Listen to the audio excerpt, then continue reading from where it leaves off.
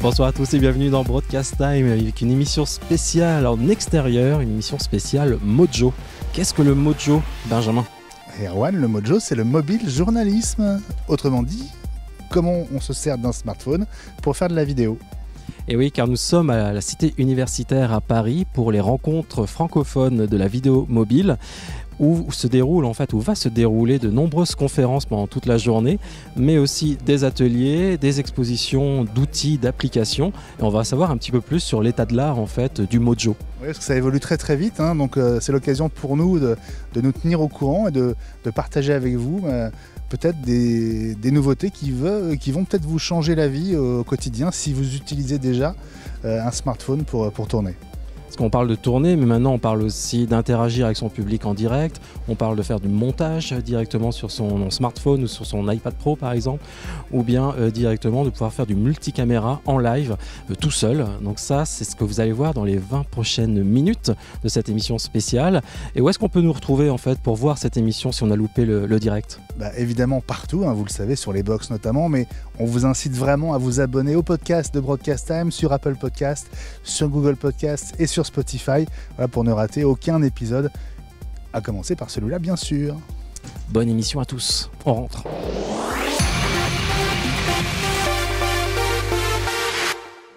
Et notre premier invité n'est autre que Philippe Couve. Bonjour Philippe. Bonjour. Bienvenue ici. Merci beaucoup, organisateur de cette journée francophone de la vidéo mobile et grand patron de samsa.fr, faites de la formation, spécialisé dans le Mojo notamment, et cette vidéo sur mobile. C'est la 3e édition de cette journée ici à la Cité universitaire à Paris. De quelle manière est-ce que l'événement a évolué là en 2 ans ? Alors, je vais te reprendre en disant que ce sont les rencontres francophones de la vidéo mobile. Et c'est important parce que c'est un moment de rencontre entre professionnels des médias, professionnels de la communication, professionnels du cinéma, qui ont tous pour point commun de produire de la vidéo dans le cadre de leur métier avec leur smartphone. C'est-à-dire qu'ils ont une caméra supplémentaire. Et nous, on fait cet événement depuis 3 éditions. Et ce qu'on a vu évoluer comme changement, c'est qu'il y a des nouveaux formats qui sont apparus, typiquement les stories qu'on ne voyait pas du tout il y a un peu plus de 2 ans et qui aujourd'hui constituent un événement majeur et un changement probablement assez important, voire durable, de la manière dont on consomme la vidéo, la photo aussi, mais les contenus en général sur les plateformes numériques, Instagram, mais Facebook s'y est mis aussi et tous proposent aujourd'hui des stories. Autre changement, le live. On avait déjà le live pour la première édition, mais maintenant c'est le live multicam qu'on peut mettre en place avec des smartphones. Donc ça, c'est un changement, c'est quelque chose qu'on n'avait pas, qu'on ne pouvait pas imaginer, même toi qui as fait de la télé, pouvoir faire du live avec des smartphones et du live multicam pour couvrir un événement, c'est vraiment quelque chose qui change la donne, et on l'a vu avec les Gilets jaunes notamment. Ce qui change aussi, mais là c'est encore en cours et on attend ça de manière très importante, c'est de pouvoir avoir un micro comme tu l'as, un micro sans fil, qu'on puisse connecter directement au smartphone sans avoir un gros machin à brancher sur le smartphone. C'est un des gros enjeux. Ça, c'est vraiment la dernière frontière.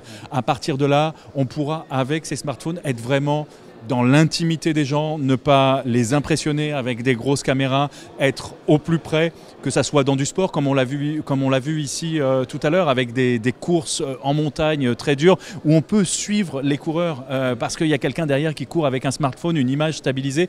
Donc il y a des choses particulièrement impressionnantes qui nous permettent d'être vraiment dans la course. Et je pense que c'est ça l'enjeu, c'est d'être au plus près, d'être dans la proximité, d'être dans l'intimité, pourquoi pas, et à la quête d'une forme d'authenticité aussi. J'ai l'impression que les gens, les pros qui utilisent les smartphones sont enfin pris au sérieux. Oui, c'est vrai que pendant longtemps, ça a été un monde de bidouilleurs, de pionniers, d'inventeurs, qu'on regardait souvent d'un air un peu dédaigneux. Et puis quand on voit qu'aujourd'hui, qu'un grand réalisateur américain oscarisé comme Steven Soderbergh a tourné son dernier film qui est sorti en France l'été dernier avec 3 iPhone 7 et que son prochain qui est déjà tourné et qui va être diffusé par Netflix a été tourné aussi avec iPhone. Claude Lelouch a tourné déjà son prochain film avec iPhone. Il y a des chaînes de télé qui travaillent de plus en plus, et certaines même à 100% avec des smartphones. Enfin voilà, c'est clairement un outil, une caméra qui est rentrée dans le monde professionnel, qui en fait partie. Ça ne répond pas à tout, ça ne va pas remplacer toutes les caméras, ça n'a pas toutes les qualités. Ça a des qualités, il y a des contraintes aussi, comme toutes les caméras, et il faut savoir, quand on est professionnel, en tirer parti. Et ben voilà, c'est ce qu'on va essayer de vous montrer pendant cette spéciale de Broadcast Time, ici à la Cité universitaire. Allez, on est parti pour presque une demi-heure ensemble. À tout de suite. Voilà, alors c'est presque l'heure du déjeuner et vous le voyez autour de cette table, un monde de fous parce que chacun est invité à déballer son sac à dos et à exposer toutes les pièces, tous les produits, tous les éléments qui composent son kit Mojo. Alors venez, on va essayer d'aborder quelques-uns de ces vidéastes et de savoir ce qu'ils ont trouvé comme pépite, peut-être le produit qui leur sauve la vie. C'est compliqué parce qu'il y a beaucoup de monde, mais on va tenter le coup. Alors, j'en ai un. Bonjour. Benjamin Vincent de Watch. Aurélien. Salut Aurélien. Dans ton kit, est-ce qu'il y a un petit produit magique, un truc qui t'a un peu sauvé la vie et qui n'est pas forcément très connu? Sauver la vie? Non, pas nécessairement. Par contre, ce bidouillage-là, parce que normalement c'est pas fait pour, avec la perche ici, elle permet de prendre de la hauteur. Oui, bien sûr. Donc je le remets dans le bon sens, il est dans le bon sens. Donc là on a 1 mètre, mais on peut monter, si j'y arrive. Hop, ça ne tient pas bien parce que c'est pas fait pour.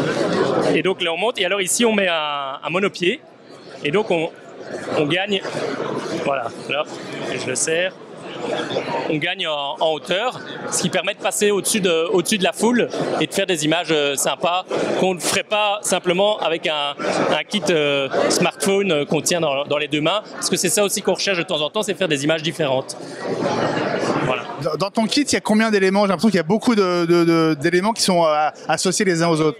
Il y a le téléphone qui sert là uniquement en retour, il y a la caméra et la caméra stabilisée, il y a le boîtier pour le son, pour venir brancher un micro supplémentaire en XLR par exemple. Il y a ce micro-ci Rode pour le son d'ambiance ou pour des interviews en atmosphère pas trop bruyante. Et alors il y a cet accessoire-ci qui est aussi associé à l'Osmo. Voilà. Combien de micros tu peux mettre en même temps? En même temps, on peut dire qu'il y en a 3. Il y a celui du téléphone, 4 même. Téléphone, caméra, ce micro-là et le micro-main, mais il n'y en a jamais qu'un seul qui peut fonctionner en même temps. C'est aussi la difficulté. Merci Aurélien. Bon salon, bonne journée. On va continuer à avancer. Erwan, autour de cette table. Salut Rémi Bricard. On va se revoir. Il faut profiter des images parce que il y a des ensembles, des rigs assez marrants. Il y a pas de rig identique, ça qui est incroyable finalement, c'est qu'il y a tellement de combinaisons de poignées, de lumière. Alors le son, on n'en parle même pas. Les lentilles, pas de lentilles. Les stabilisateurs, pas de stabilisateurs. Viens, Erwan, on va continuer à tourner. On va passer de l'autre côté de la table. Regardez, là typiquement, voilà, on a un Osmo Pocket monté sur un iPhone avec un Joby, un tripod Joby qui va servir aussi de poignée et qui va permettre aussi de poser le rig quand on en a besoin. L'Osmo Pocket, un gros succès aussi. Là, on assiste à un direct là qui est fait depuis le salon, et avec cet iPhone sur un trépied télescopique. Pas mal, parce qu'il est tout petit quand il est plié. Et il y a encore un Osmo Pocket sur la table, gros succès. Allez, on va avancer. On va faire le tour finalement de la table, Erwan. Il faut se frayer un chemin, hein, ouais. C'est pas le CES, mais presque. Alors, là on est à côté de nos amis de RTL Belgique qui montent leur kit. Et puis on va continuer d'avancer. Alors ça prend des notes, hein, sur du papier, sur des iPhones. Alors on est à côté d'Aurélien. Pardon, excusez-moi. Alors, excusez-moi, jeune homme. Est-ce qu'on peut avoir une petite place? On n'est pas en direct, mais quasiment. Bonjour. Benjamin Vincent de Watch. Bonjour, Antoine Masson de TV Lux. Bonjour Antoine. Dans votre kit, est-ce qu'il y a un élément un peu méconnu que vous avez déniché qui vous change un peu la vie? Je ne sais pas si c'est méconnu. Nous, ce qui nous a changé la vie assez récemment, c'est ce petit boîtier qui permet d'entrer avec du son pro, avec des micros pro.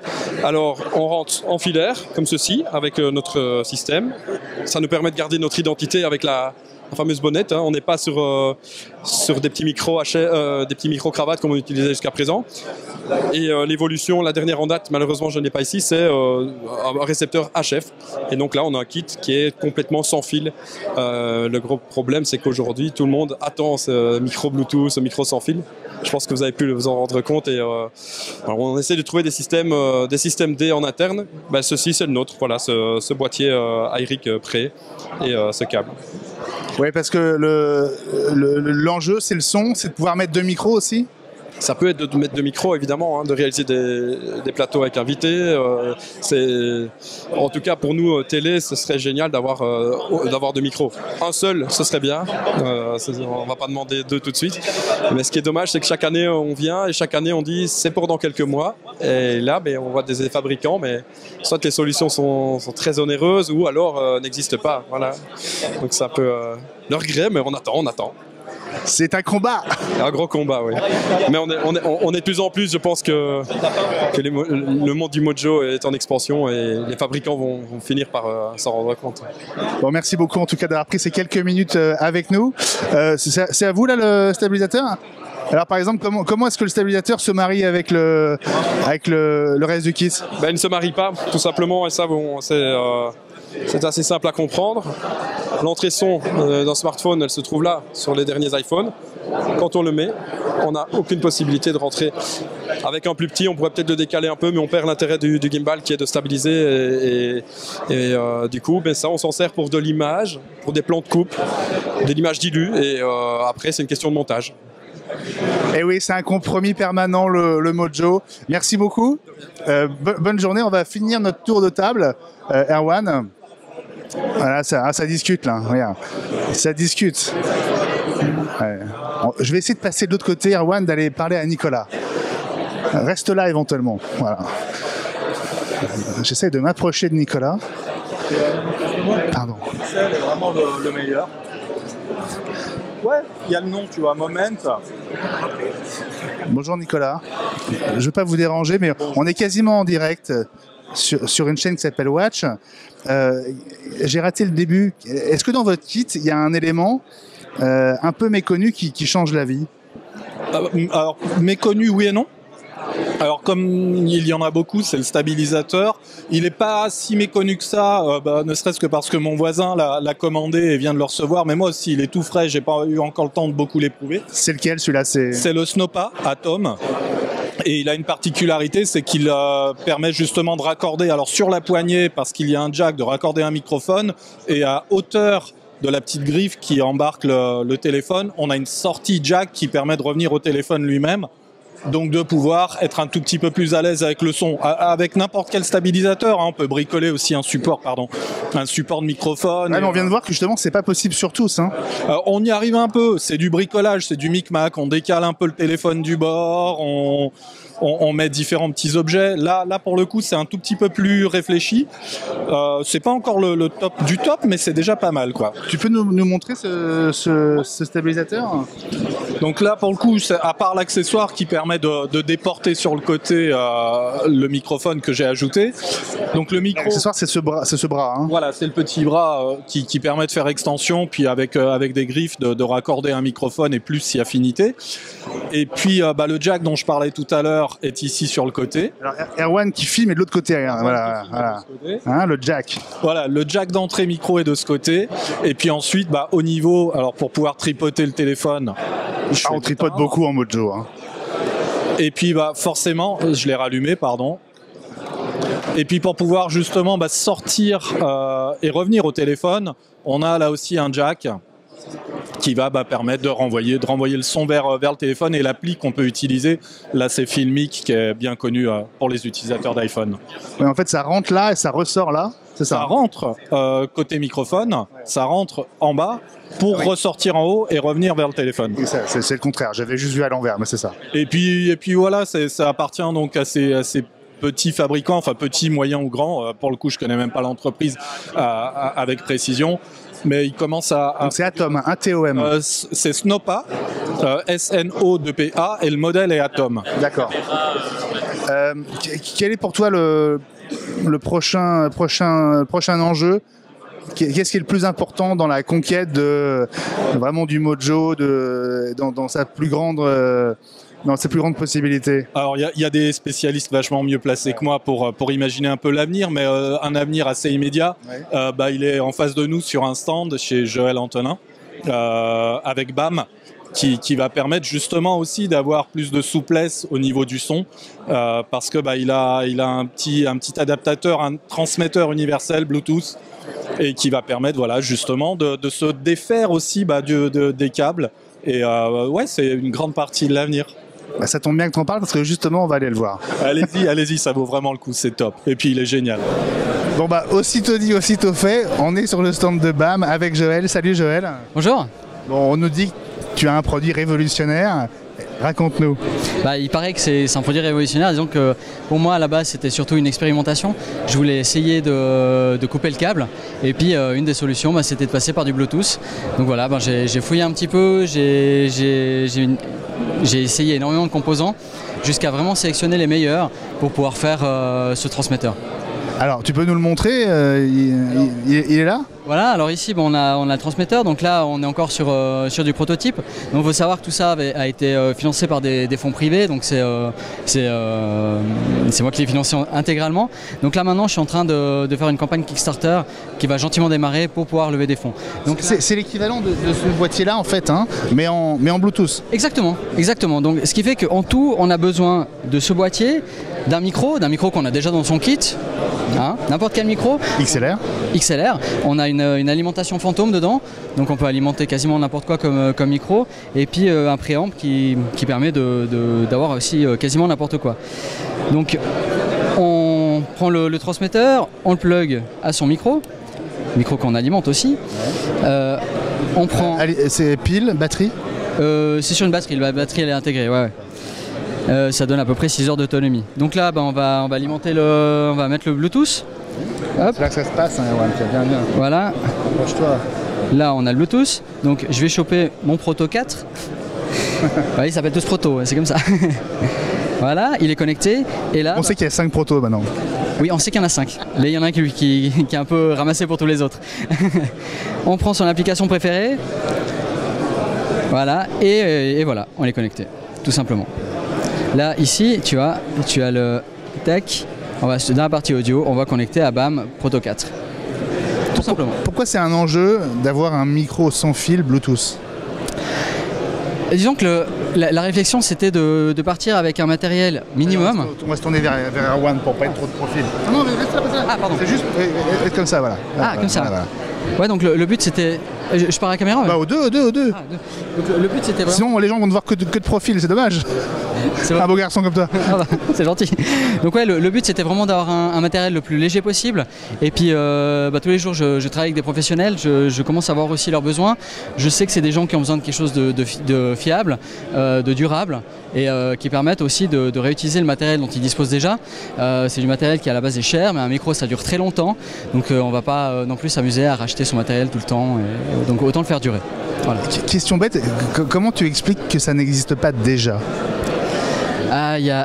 Alors, la limitation qu'il y a, ça peut être déjà au niveau des fréquences qui sont captées. On est entre 50 et 7 kHz, donc on est pile poil dans les sons de la voix, dans les fréquences de la voix. Et des professionnels comme Sennheiser, eux, ils veulent couvrir absolument tout le spectre, donc jusqu'à peu près 20 kHz. Voilà. Alors, BAM, c'est un projet qui est sur Kickstarter. Est-ce que tu as un peu de visibilité sur quand ça pourrait sortir et est-ce que tu sais déjà à quel prix ça sortira? Alors, si ça marche. Mais j'espère que ça marche. Non, alors l'objectif c'est de sortir ça en septembre. Qu'en septembre, toute la partie d'intégration, la finalisation du développement soit faite et la production finie. Donc c'est bientôt ça? C'est tout bientôt. C'est tout bientôt.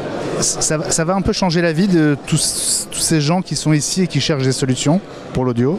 Alors j'avoue que j'en ai presque le vertige. C'est impressionnant de voir le nombre de personnes qui sont à la recherche de ça et quand ils le voient, ils se disent mais c'est une révolution. Et ouais, non vraiment là c'est flippant. C'est vraiment flippant. Non, il y a tout le monde, que ce soit des blogueurs, que ce soit des professionnels, il y a toutes les chaînes France Télévisions qui sont passées, TF1, et ils sont en attente de ça, vraiment.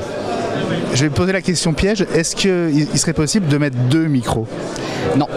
Alors ça je suis catégorique, c'est une limitation en fait du Bluetooth, c'est impossible d'avoir 2 micros. Mais un c'est bien déjà. Un c'est bien, mais après on peut mettre une mixette, et puis mettre 2 micros puis les mixer.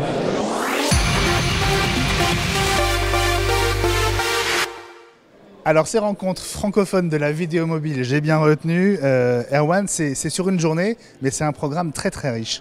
Ouais, énormément de conférences, que ce soit des conférences plénières ou bien des ateliers. D'ailleurs, vous voyez, on a le programme ici, avec ici en rouge toutes les conférences plénières. Entouré, c'est ce qu'on voulait voir en priorité. Exactement, là ce sont les ateliers et ce qui est bien c'est que c'est pas obligatoirement des conférences d'1 heure, c'est-à-dire il y a des conférences de 10 minutes, d'un quart d'heure, de 20 minutes et ça s'enchaîne très très vite. Tout le monde respecte un petit peu les horaires et en tous les cas c'est intéressant parce que du coup on peut voir une conférence plénière théorique et après on peut passer à la pratique tout de suite dans l'heure qui suit avec les mêmes intervenants, donc ça c'est très intéressant. Et c'est justement ce qui s'est passé avec RTL Belgique, ils ont commencé dans la grande salle pour donner un aperçu de la manière dont ils ont adopté les smartphones pour leur production vidéo et je suis allé les retrouver après dans la salle des ateliers justement pour entrer et pour découvrir leurs secrets de fabrication. Bon, en fait, il faut savoir qu'on est parti de l'iPhone 8, donc déjà niveau taille, niveau tout ça, bon, il y a des grips maintenant de plus en plus universelles. À l'époque, les grips n'étaient pas forcément avec autant de compatibilité. À l'époque, on est parti donc avec le grip de base de chez BizGrip. Pour nous, parce qu'il était solide, parce qu'on pouvait avoir des pièces de rechange, qu'on pouvait un peu équilibrer à notre manière, rajouter autant d'interfaces qu'on voulait, comme une lampe torche, d'autres éléments qu'on n'utilise pas pour le moment. Et après on a bien sûr pensé à la anse. Pourquoi la anse? Parce qu'on s'est dit ok c'est très bien un grip, mais ce qu'on avait vu au salon l'année passée c'est que tous les gens étaient assez emmerdés parce qu'ils le tenaient toujours à la main et ils pouvaient jamais le poser. Donc j'imaginais que les gars ils avaient une tendinite à la fin du salon de la vidéo mobile parce qu'à aucun moment ils pouvaient le poser. Donc on s'est dit on va prendre la anse et on va la mettre à niveau, comme ça on peut le poser sur une table aussi pour une conférence de presse par exemple, ça reste beaucoup plus facile et ça permet aussi dans les manifs de se dire voilà on se met au-dessus et assez facilement avec la anse. Ce qui n'est pas le cas sans la anse, un peu plus difficile, etc. La anse, c'est du fait sur mesure ou non, ça c'est du BizGrip, mais on a adapté une partie mécanique pour pouvoir utiliser un pied professionnel avec ce type de grip. Donc on a aussi pris le BizGrip, ce qui est quand même un détail, mais pas anodin, parce que le journaliste se retrouve tout seul sur le terrain. On a trouvé des grips sympas, mais il suffisait de faire ça et c'était volé à l'arraché et le journaliste était tout seul pour courir après, laisser une partie de son matériel ou pas. On s'est dit au moins là, pour le retirer, c'est vachement difficile. C'est aussi un critère parce que certains avaient peur aussi d'aller seul en tournage. À l'époque où on allait toujours à deux, tu avais souvent un grand gaillard, caméraman qui portait des trucs de 15 kilos. Ça pouvait en dissuader plus d'un, que là parfois c'est même des stagiaires qui vont sur le terrain, qui n'ont pas forcément l'habitude, donc ça peut être délicat. Ce qu'on s'est aperçu justement, parce qu'on ne voulait pas utiliser de zoom, ça dans l'idée d'un Mojo c'était l'idée de proximité, mais le problème c'est quand on était trop près de la lentille, le capteur de l'iPhone n'était pas suffisant. Donc on a dû rajouter un grand angle pour que les personnes puissent parler très proche et on peut être à deux, genre à plus ou moins 30 cm de distance et ça nous permet de faire une interview assez cosy, même en le tenant à la main comme ça, on peut être deux. On avait trouvé les torches Lycra De un, parce qu'elles étaient aussi elles sont, très résistantes à tout ce qui est eau, intempéries, etc. Et par leur puissance. Je ne sais plus dire en combien de lumens elles sont, mais il n'y a pas 36 modèles. Et qui plus est, leur autonomie est assez phénoménale. Niveau éclairage, niveau température de couleur, c'est ce qu'il nous fallait. Donc on est resté là-dessus, ça on n'a pas changé. Après vient la pièce maîtresse qui est je dirais maîtresse à part l'iPhone, qui est le pied. Nous, il nous fallait quelque chose à hauteur d'homme, donc 1,90 m. Ça a été assez difficile à trouver. Quand on peut le ranger à plus ou moins 45 cm, ce qui est le cas de ce pied-ci. Donc on est en 4 branches, avec la pièce centrale au-dessus, on peut encore monter plus haut. Donc là, on est vraiment tranquille. On pourrait même avoir Michael Jordan, ça poserait pas de problème. On a voulu une tête, une vraie tête, pas une rotule. C'est aussi dans le cas de journalistes, on ne leur demande pas de commencer à fixer, à faire le niveau, etc., etc. Et puis là, on peut faire un vrai panorama, il n'y a pas de problème et ça donne très bien à l'image. Et ça permet d'être beaucoup plus à l'aise. Qu'est-ce qui manque aujourd'hui pour avoir le kit idéal? Bon, le kit idéal, c'est le son en HF. Des choses sortent, mais qualitativement ne sont pas bonnes. Donc on attend un peu ça parce que là on est encore coincé niveau son. Pour moi c'est niveau son. C'est retour et son. Nous on a opté pour un endemic digital qui est sur le port Lightning de l'iPhone, mais on n'a pas de retour, ce qui fait que le seul retour qu'on a c'est en vue-mètre, mais on n'a pas une écoute. Parfois ça rassure de savoir s'il y a saturation ou pas, si le niveau est trop faible, parce que eux limite tant qu'ils voient que c'est pas dans le rouge c'est bon, or que parfois il faut un peu augmenter ou avoir le micro plus près ou plus bas, donc ça peut jouer aussi. Par rapport au kit même, je dirais il manque pas grand chose. Comme je disais tout à l'heure lors de la présentation, c'est après l'intégration dans les différents workflows, les différents corps de métier, qui va l'utiliser comment, et aussi optimiser la rapidité de disponibilité dans la newsroom. La question d'avoir les ordres, ça vous empêche de faire du direct ou vous faites du direct?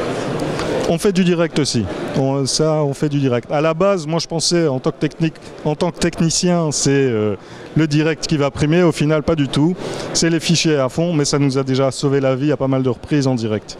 Et donc là, avec l'application AVOS justement, qui permet de faire de l'agrégation avec un galet MIFI, qui permet de doubler avec 2 opérateurs. Comme ça, si dans certaines zones, la couverture d'un n'est pas assez bonne, l'autre compense. Ou si tout est parfait, ça nous donne des débits de 40 mégabits par seconde, ce qui est vachement confortable pour travailler. Et on est maintenant avec un Martien. Bonjour Damien. Bonjour. Venu de Belgique. Exact. Avec un équipement impressionnant. Bon, il a fallu une petite dizaine de minutes pour te rééquiper. D'abord, c'est quoi la raison d'être du matériel que tu as sur toi?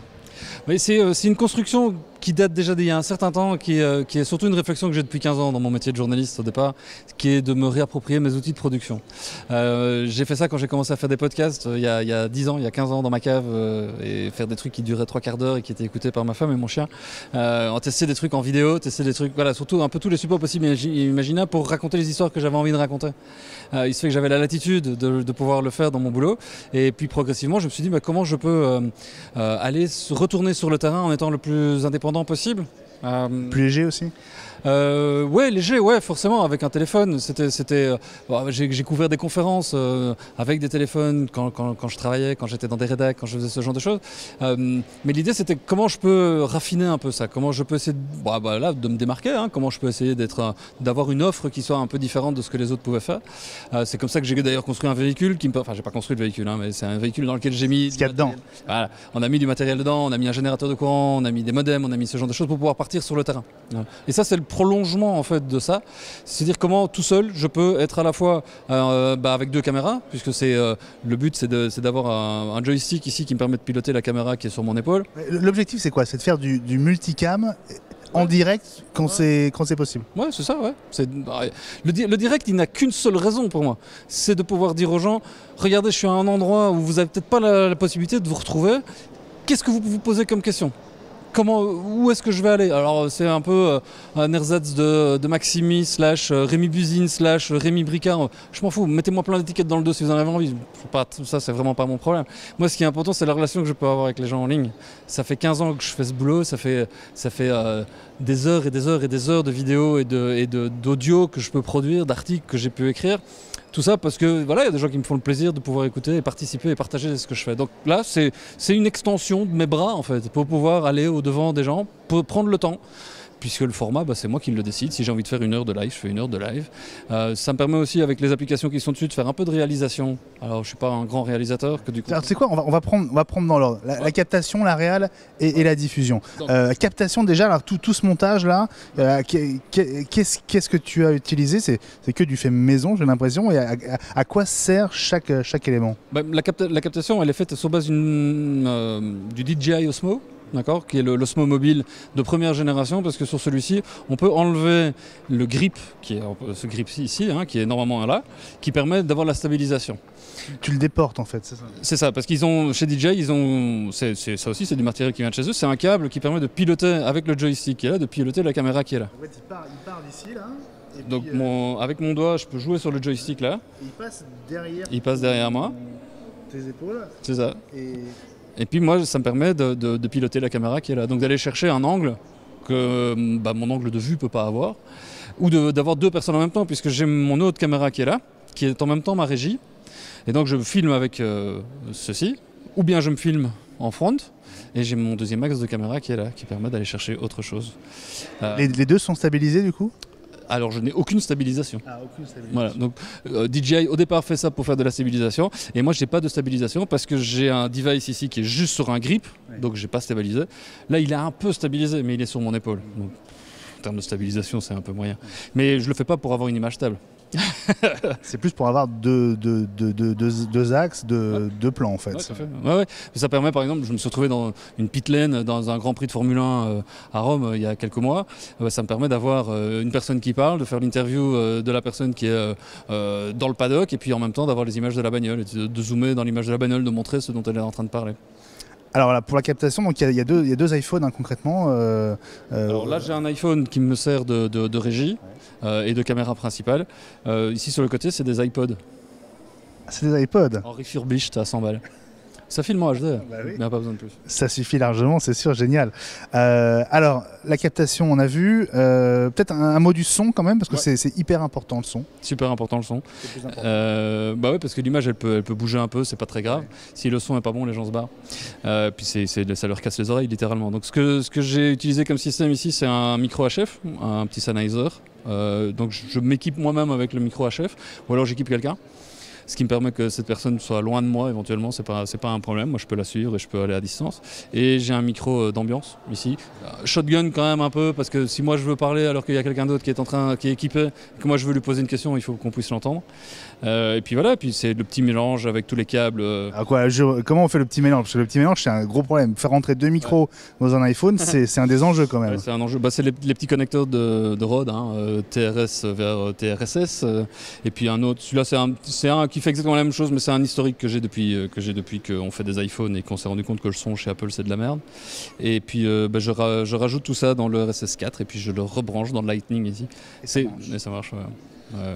Donc deux micros. Non, c'est pas un ingé son, il me cloue au pilori, mais c'est pas le but. Bon. Alors, le son c'est déjà un gros point. La réal, alors comment ça se passe? Quel outil tu utilises? Alors la réal, je fais ça avec Switcher Studio. C'est une application qui a été créée par des Suisses au départ.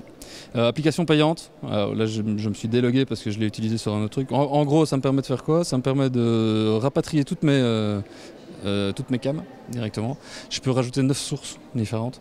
Ce qui me permet aussi d'avoir ce dispositif-là que j'ai sur moi. Je peux très rapidement le déporter, le mettre par terre. Je mets 2 petits pieds, je m'assieds, je prends mon micro et j'ai un plateau. Voilà. Et j'utilise exactement la même chose. Je fais pas ma réal avec mon GSM à ce moment-là, je le fais avec un iPad. Juste question de pas me niquer les yeux, mais c'est tout. Et puis c'est plus facile, c'est plus joli aussi de se faire un petit plateau comme ça. Et puis, donc ce switcher appli payante, c'est quoi, 300 € par an à peu près? Ouais, c'est un peu plus de 300 balles par an. C'est cher pour une application, pour une licence, mais voilà, quand on est en prod et quand on est sur une presta, c'est une ligne dans le devis à un moment donné que vous ventilez et puis ça se justifie, quoi. Donc Switcher pour la réal et le streaming. Ouais, ça c'est l'avantage, c'est que on record en local. Et puis on le stream. Ouais, on peut attaquer les encodeurs de Facebook en profil ou en page, on peut attaquer Twitter, on peut attaquer en RTMP, ça c'est vachement bien, parce que ça permet d'être dans un event Facebook prévu à l'avance. Et donc on a les codes en RTMP et puis on les attaque au bon moment. Et donc Switcher, mais tu utilises aussi Dazzle, je crois, pour intégrer d'autres sources qui sont soit plus loin, soit carrément très loin. Ouais. Ah ouais, Dazzle, je l'ai utilisé sur un festival par exemple qui était en pleine ville et on avait des reporters qui étaient aux quatre coins de la ville. Bah, forcément, Switcher, on doit être sur le même réseau Wi-Fi, ça tient pas. Donc Dazzle, c'est un truc qui est vachement bien pour ça. Outre le fait qu'il y a un N-1 aussi dans Dazzle, donc ça permet de discuter avec le reporter qui est sur le terrain, dire attention 5, 4, 3, on est chez toi, go, et on y va, transition un peu smooth quoi. Ça, on sait pas le faire avec Switcher, qui doit être sur le même réseau. Donc un réseau d'ordre en fait avec un mix-minus comme on dit. Oui, c'est ça. Bah, là on rentre, je sais que Dazzle a déjà fait pas mal de choses avec des télés, donc ça montre quand même qu'ils arrivent à élever leur niveau de jeu de manière super intéressante. Voilà, le Switcher, je l'ai encore jamais réellement vu dans des télés, mais je suis pas non plus, je fais pas une veille ultra intensive derrière ça. Il y a un groupe Facebook avec tous les mecs qui sont des fous furieux de Switcher, qui font des hacks de dingue, donc moi je m'inspire de tout ça, puis je fais mes propres bidouilles à moi-même, et voilà. Juste un mot sur cet événement et ce qui se passe en ce moment plus globalement autour de la vidéo mobile, le Mojo. Comment est-ce que tu qualifierais ce qui est en train d'arriver? J'ai envie de dire enfin. Enfin, parce que moi c'est mon métier depuis 15 ans d'observer ces phénomènes-là et qu'au départ je suis journaliste tech et plutôt business d'ailleurs sur la tech. De pouvoir observer ces phénomènes-là arriver, on nous prenait un peu pour des dingos quand il y a 10 ans on partait sur des festivals et qu'on prenait nos vidéos et puis qu'on les balançait sur nos WordPress et qu'on... voilà, c'est bien, c'est cool. Que les gens s'en emparent, qui racontent des histoires qui ont du sens, qui créent de l'interactivité, qui a du sens aussi. Pas juste utiliser le mobile pour couper les coups et virer des gens. Voilà. Moi je trouve que l'histoire, elle était écrite. Quand on a vu arriver l'iPhone en 2007, on savait comment ça allait tourner. Donc voilà, après il faut que le marché s'adapte, il faut le temps que les bonhommes, que les individus, que les nanas qui font ce métier s'adaptent. Et puis voilà, une fois qu'on comprend qu'il y a moyen de s'approprier ces outils pour faire son métier mieux, faire son métier autrement, faire son métier en gardant du jus et du peps, c'est ça le plus important. Merci beaucoup Damien, bravo. Et puis on te laisse quitter ton équipement de Robocop. À bientôt.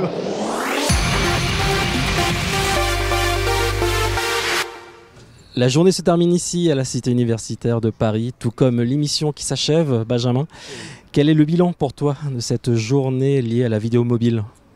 Mon sentiment, c'est que le Mojo, c'est sérieux. On peut faire de la vidéo pro avec des smartphones. Et puis ça évolue très très vite. Et donc il faut se tenir au courant en permanence. C'est bien qu'il y ait des journées comme ça, justement pour faire le point de manière un peu compacte. Et puis on a appris plein de trucs, donc c'est chouette. Et toi, Erwan? Moi, ça va être plus sur le côté de la narration. On va pouvoir avoir une narration avec les stories, par exemple, beaucoup plus courte et orientée plus pour les jeunes. Et donc, c'est ça qui m'intéresse le plus dans cette journée.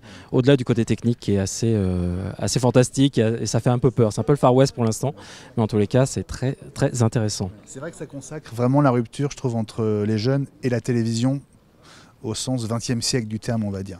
Enfin voilà, c'est la fin de ce Broadcast Time, Erwan. Merci de l'avoir suivi. On vous rappelle les podcasts. On vous invite vraiment à vous abonner. C'est gratuit. Apple Podcasts, Google Podcasts et Spotify. Et puis nous, Erwan, on se retrouve la semaine prochaine, mardi 20h, pour un nouveau numéro de Broadcast Time. Ciao, ciao.